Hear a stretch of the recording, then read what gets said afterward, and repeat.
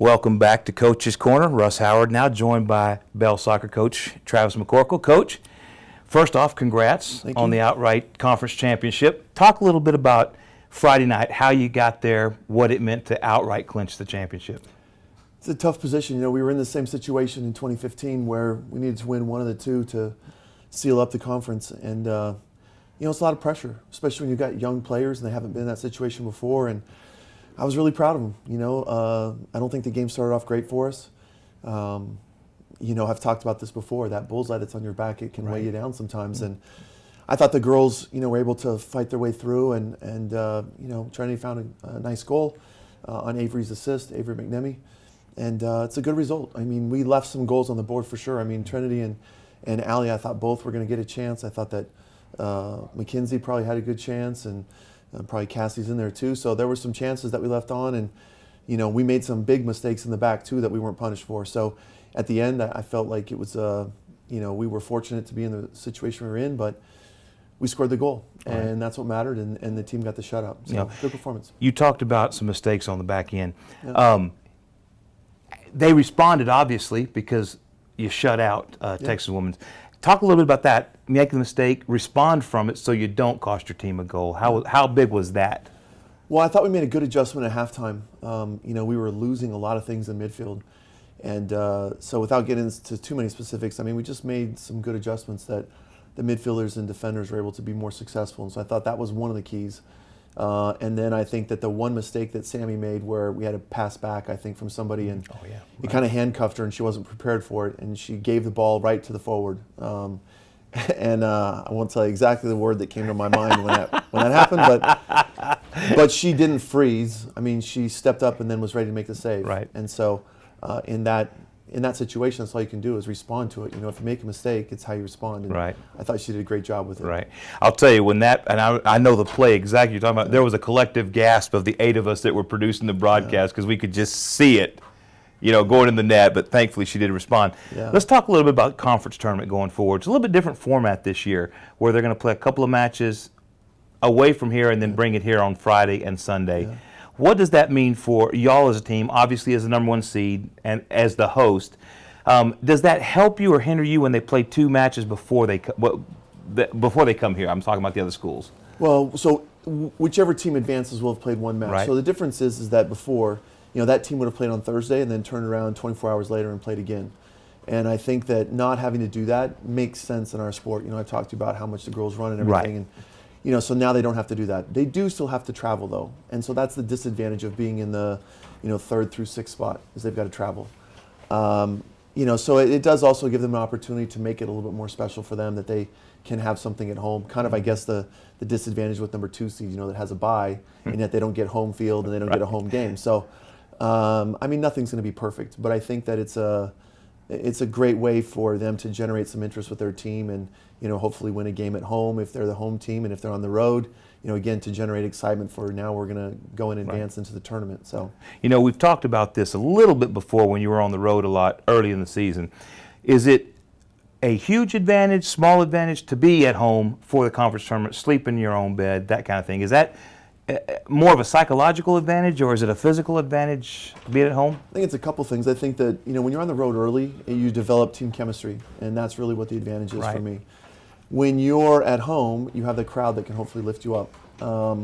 You know, and I think that that's the part that you're excited about. You have less travel, you have less unknowns when you're at home, because you don't have to worry about, you know, where are you going to go eat, where are you going to get treatment at, you know, what's the shower situation, where are we going to meet before the game. All those kind of things are just normal routines now that we don't have to worry about. The disadvantage of being at home is that you still have all your homework and all that kind of stuff that's just right there up until the moment that the game is played. And so that can be, for some people, a distraction. I think for us, I think it'll be fine. I think the positives outweigh the negatives. Obviously, that's why you want to host. So the schedule is 5. I can't remember the seeds. Play at 5. Y'all play at 7:30, and then the championship game on Sunday. Commerce at 5 o'clock. Commerce will play the winner of the 3 versus 6 game, which is WT versus WT hosting Eastern New Mexico. Or no, WT hosting TWU. That's right. And then we will play the winner of the 4-5, which is Midwestern versus Eastern New Mexico. Okay. And so then that first game, Commerce will play at 5. Yeah. We'll play at 7:30, and then the Correct. winner of those two will play on Sunday at 1, correct? Yes. Okay. Yep. So, well, you heard it here from the coach. Lone Star Conference Tournament this next weekend. You want to be here, 5 and 7:30. Come on out, watch some good soccer. Coach, thanks for joining us. We want to wish you a sincere good luck. We're praying for you. Hope to have another match on Sunday as well. I hope so. All right. Come on back and join us after the break as we continue on with Coach's Corner. Visit angelosports.com, your official home for Angelo State Athletics. See stats, rosters, schedules, highlights, and much, much more only on angelosports.com. Welcome back to Coach's Corner. I'm joined now by Coach Will Wagner, Ram football coach. I got to ask this question. Okay. This season, was that homecoming win closest to the perfect game that y'all played all season? I think, just looking at it on paper, yes. Obviously, as coaches, you go back and evaluate things, and there's some things that we did incorrectly. We missed a couple things, but overall, from all phases, I think that was probably as close to being the best game. And the great thing is we got 2 games left, and so hopefully we can build off of it and play even better those last 2. Right. I know we've been talking about this all season long. Every coach's show we bring this up, but very impressed with the play of the defense. It was as if Hall, other than that first or second drive, Hall had no time to throw. He took the snap, he dropped back, and there was somebody in his face. Yeah, and that was one of our main goals, is to really put pressure on him. Not necessarily get sacks, but make him uncomfortable in the pocket. And you go back and look at some of those throws that were high or short. Our guys did a great job doing that, and so that helps out our guys on the back end, and they did an unbelievable job covering them down to buy time for those guys to make Javia really uncomfortable in the pocket. And so it was a great game on both from that standpoint. But like we said, we got to continue to improve on it. Right. We were remarking in the booth how inaccurate he really was, and as you get to watching the game, you can see the reason why is he's not inaccurate. He was being punished or rushed, hurried, whatever term you want to use, every snap almost. Yeah, he was, and you can go back and look at some of the completions that he had more time to make those throws, and so that's a lot of our success goes to those guys up front, and Coach Salgado and Coach Barr have done an unbelievable job coaching those guys up front, and we have a lot of depth up there as well. Right. That allowed us to rotate guys in, keep them healthy and fresh. Yeah. Got to mention the unsung hero one more time, Letty French with the pick in the second half. Just a beautiful play, a little bit of a deep cover position, a little bit of an overthrow, but he was right there to grab it and stop the Mustangs in their path. Yeah, and Letty's, you see just kind of watching him throughout the season has really improved, and that was one area going back to the first game that he's really struggled with is some of his coverage things, and he's made a great effort to improve on that, and we saw the benefits of it Saturday. All right, so let's talk a little bit about the offense, because the defense wasn't the only star of the night. Offense was on fire. For lack of a better term. After that first drive, it just seemed like they came out and just absolutely turned it on. Scored 44 straight points. Just an incredible performance by that offense. Yeah, they did a great job.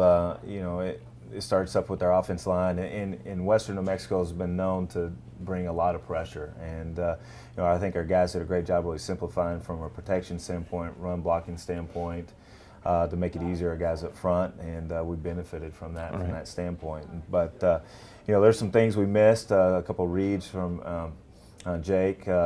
But that's a little rust that he's got to work off. Being out for a couple weeks, and so excited about where our offense was and the amount of yards and points they put up. But we got to continue to improve on it. We got to find ways to continue to run the ball better too. Right. You mentioned Jake coming back after a couple of weeks off, like you said.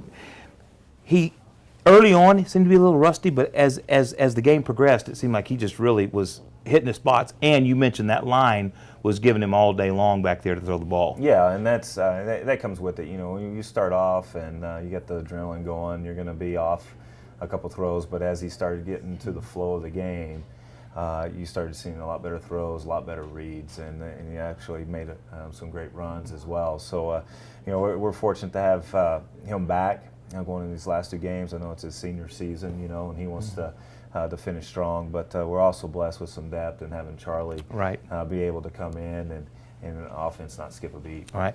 Let's talk about the young man from Lubbock. 2 games in a row now. He had 80 yards rushing, over 80 rushing, I think 84 receiving on homecoming night. Talk a little bit about his performance over the last several weeks. He's really picked it up. Yeah, Tyrese is playing as a true freshman, and you're playing at a spot that has a lot of responsibilities, not only from running the ball, but you've seen him in the pass game, but then we're also involved in pass protection as well. And so we've seen it going back.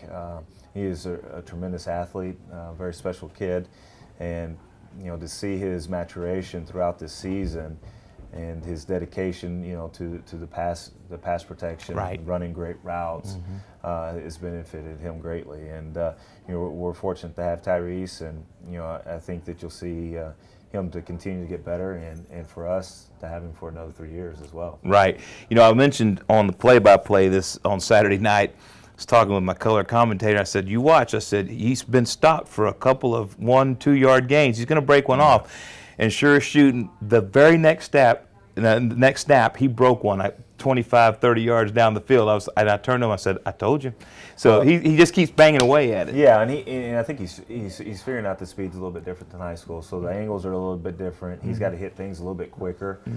Whereas earlier in the season, I think he was a little hesitant about hitting those holes. But I think he understands now where the speed's at, and he's got to hit things quick, right, or they're going to close. Right. And so it's been fun to watch. He's very dynamic, like everyone sees when you watch him in the game, and hopefully these last 2 games that he continues to get better and carries that off over into off season. You mentioned pass protection as well. I mean, that's everybody wants to talk about the athletic ability, running, catching.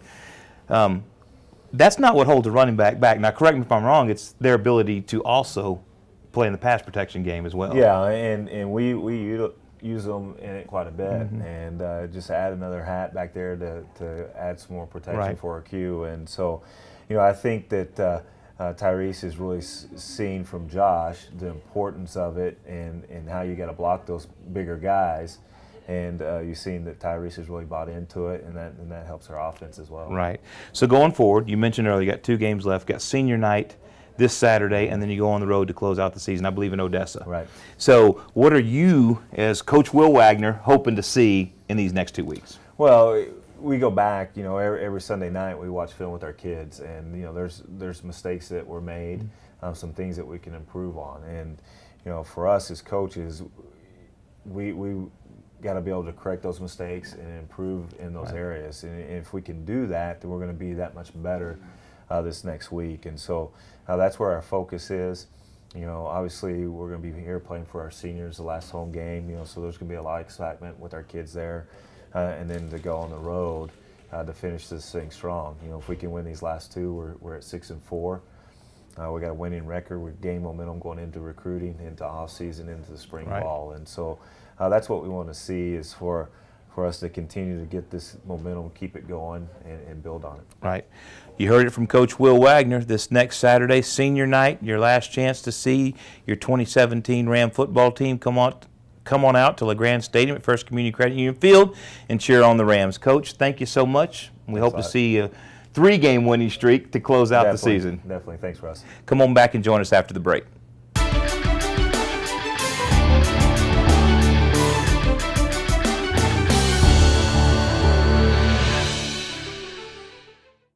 Welcome back to Coach's Corner here inside Champions Lounge. I'm joined now for the first time this season by Coach Cinco Boone, Ram basketball coach. Welcome to the show. Thank you. It's basketball time. We're fired indeed. Up. We're excited.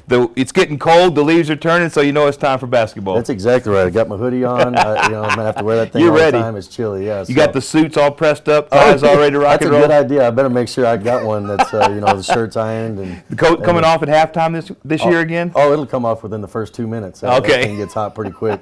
Start feeling the heat underneath my collar, and I got to peel it off and put it on the chair. Right. So give us a little insight to Ram basketball for those who may have not followed AngeloSports.com, all the good stuff. Give us a little insight to the off season. Well, for starters, we have a lot of new players. There's Brandon Williams is really the only returning player that had significant playing time. Devon Jenkins is a returning player that saw limited time last year in the spring semester. Other than that, it's a whole new team, and so we've worked really hard with trying to create team chemistry as quickly as possible, at the same time as making sure we're in tip-top condition. Right. You know, and the guys have done they've done a really good job. We've stayed consistent with our team retreat, which builds a lot of team chemistry early. They made the same commitment to come to summer school in July, which you know, NCAA Division II rules don't allow us to coach them in the summer, but they're all here building chemistry. They're here working out, and so I think a lot of that has paid off early. I think we're in pretty good shape for it being you know, still the end of October. They've gotten better in the weight room, stronger, and like I said, the conditioning on the court and on the track has been really good. But to go alongside with the chemistry, you know, we've had one trial run. We scrimmaged at junior college on Friday. Had 23 assists to 7 turnovers, which is something that we're very excited about this team. I think they play for one another, and I think that stat alone for the first game of the year, when we're still trying to figure out the ins and outs of the offense, at least lets you know that they're going to share the ball and move it, and that's it's exciting to coach, and I think it'll be exciting to watch. Right. So you mentioned team chemistry, always a big deal. You mentioned bringing them in the summer to build that team chemistry. Sure. What are some of the strengths you see in this team going forward? You know, I always try to compare it, I guess, to teams previously, Right. you know, and so when I say a lot of things, that's what it'll be. But I think this team overall collectively shoots the basketball from the perimeter better. We're going to be a team that will continue to play in transition. We've got multiple ball handlers, and so you know, we can get the ball outletted to any one of our 1-2s or 3s out there, and can really get the ball at the court quickly. Our forwards are rim runners. They're not stiffs, as I would call them. They can really run the floor and get up and down, and so that's going to be, you know, a point of emphasis is to play that style and to get up and down. And then, you know, defensively, I think we're a little bit different. I don't think we're as athletic as maybe we've been, and we play a little bit smaller maybe than what we've been. So I think we're still going to be able to defend. I think we got some quickness on the perimeter. Right. We do have some size around the basket to protect the rim. We have to really work and get better at rebounding, you know, because we were maybe not as athletic, maybe, and maybe a little bit undersized. We're going to have to be some dogs and get in there and fight and try to out-rebound opponents. Right.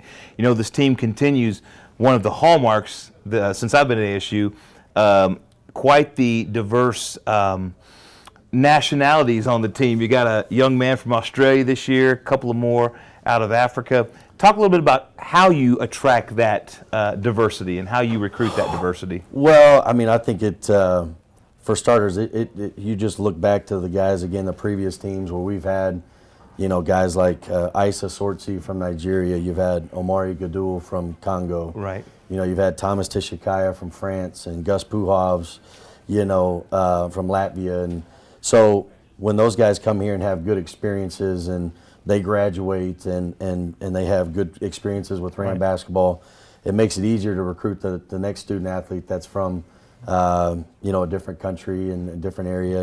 And you know, our international student office and everybody here is outstanding. Right. Always work really well with us. And so, but we, you know, we always say we'll go get the best players wherever they're at. And, you know, it's interesting where both of those guys you're talking about come from, because William Changang played at Midland Junior College. Right, that's right. Before going Division I. So we obviously had a connection to that being right up the road. And then, you know, Ran Tut was a junior college player, then went and played at South Carolina and was part of Frank Martin's Final Four team last year. That's right. The leadership and some of the toughness that he brings from where he's coming from has been very interesting and positive for our team. Right.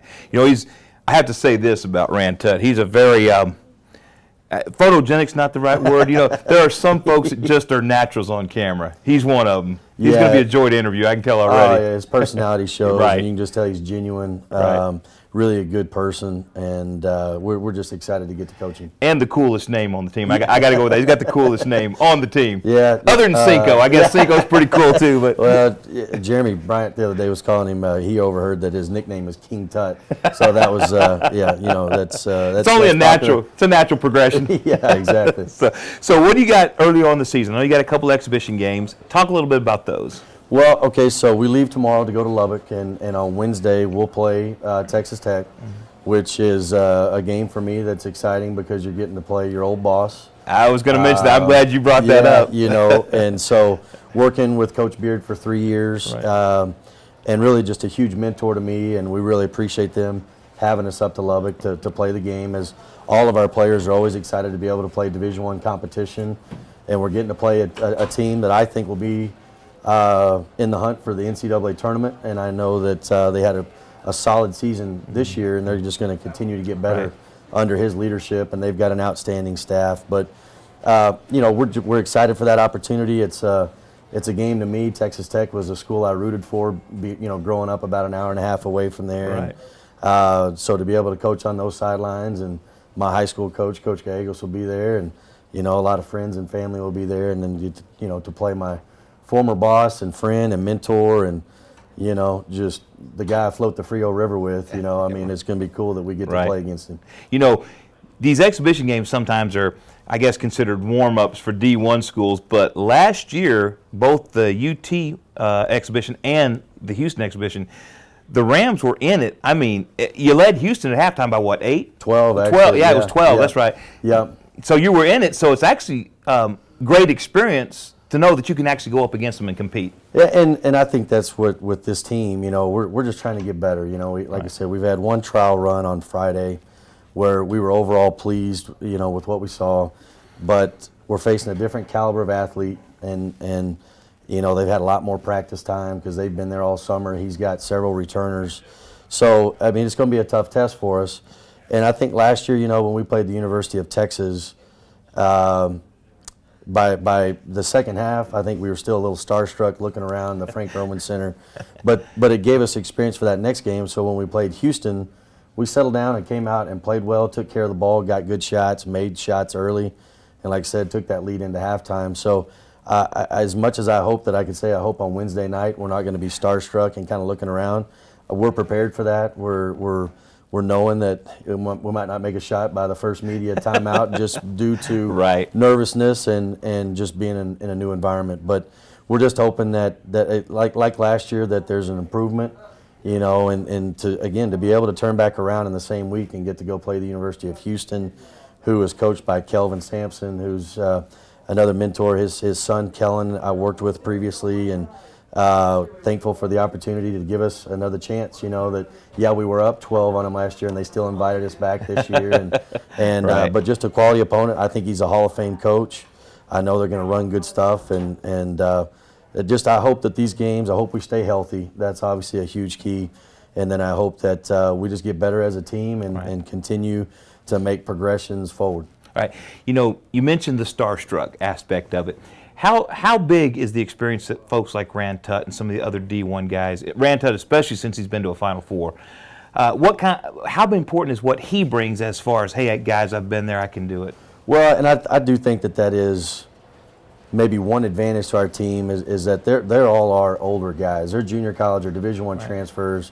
We don't have a team full of freshmen that are going in there for their first ever college experience. But to have a guy like Rand Tutt, to be able to have some transfers like Jamichael Brown, like Brandon Williams, Right. and I'm hoping that Darian King will get back into the lineup. He's had an injury, but he played at Washington State in the Pac-12. You're hoping that some of those guys that have played in arenas like that have played in front of some crowds, that can withstand runs, Right. can withstand a crowd with and to be able to help some of these other guys who maybe haven't been in as many adverse situations to continue to play and think about the process, not what's up on the scoreboard, to think about getting better and like I said, improving from that experience. All right. Well, Coach, we wish you well. Next couple of exhibition games Yeah, away we from appreciate home. it. Yep. We're looking forward to you coming back home, playing some games on the home Us court. too. I bet. We'll talk about that more next week. Get into some of the home game stuff. But for now, appreciate you joining us for the first time this Yeah, season. absolutely. Thanks for having me. Looking forward to next to week. Hey, all right. Looking forward to a whole lot more too. Yes, sir.